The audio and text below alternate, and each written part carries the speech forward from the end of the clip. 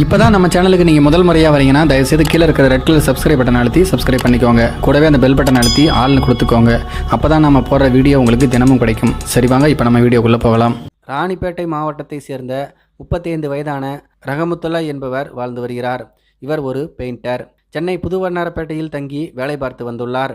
அதே பகுதியில் இருக்கக்கூடிய காலனி தைக்கும் கம்பெனியில் வேலை பார்த்து வந்த 24 வயதான சனாப் என்கின்ற பெண்ணை காதலித்து வந்திருக்கிறார்.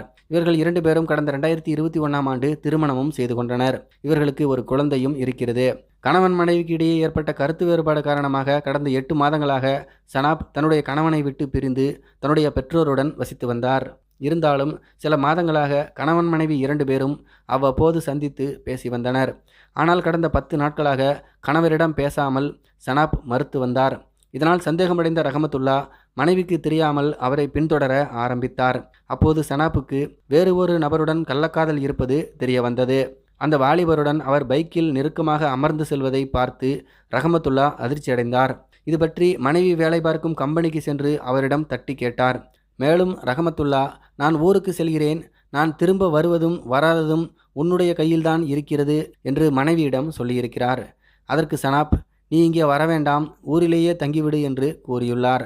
இதனால் கடும் ஆத்திரமடைந்த ரஹமத்துல்லா இடுப்பில் மறைத்து வைத்திருந்த இறைச்சி வெட்டும் கத்தியை எடுத்து மனைவி சனாப்பை நடு ரோட்டில் ஓட விரட்டி வெட்டி சாய்த்தார்.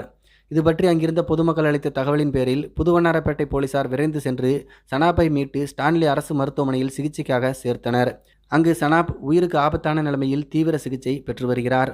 அவருடைய உடலில் 25 இடங்களில் வெட்டுக்காயங்கள் ஏற்பட்டுள்ளதாக சொல்லப்படுகிறது. தொடர்ந்து அவருக்கு சிகிச்சை அளிக்கப்பட்டும் வருகிறது. இது குறித்து போலீசார் வழக்கு பதிவு செய்து ரஹமத்துல்லாவை கைது செய்து நீதிமன்றத்தில் ஆஜர்படுத்தி தற்போது அவரை சிறையிலும் அடைத்திருக்கிறார்கள். இதை பற்றி உங்களுடைய கருத்துக்கள் என்ன அப்படிங்கிறது கீழே இருக்கிற நம்பர்ஸில் தெரியப்படுத்துங்க. மேலும் இது போன்ற வீடியோக்களை பார்க்க நம்முடைய சேனலை சப்ஸ்கிரைப் பண்ணிக்கோங்க. நன்றி, வணக்கம்.